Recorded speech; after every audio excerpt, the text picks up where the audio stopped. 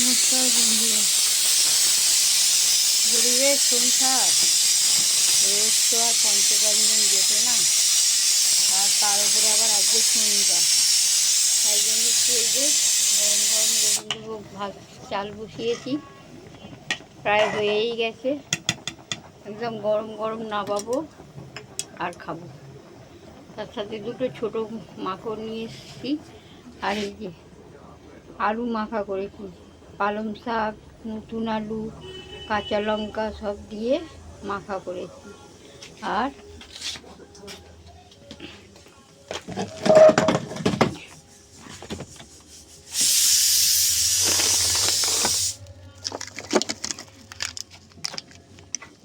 এই যে মেয়ের একটা, বাপের একটা, আর আমার একটা, তিনটে মাখন নিয়ে নিয়েছি।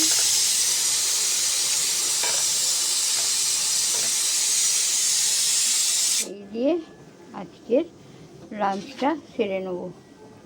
এই হচ্ছে আমাদের আজকের লাঞ্চ মেনু। চলুন রাখছি তাহলে, হ্যাঁ, নমস্কার।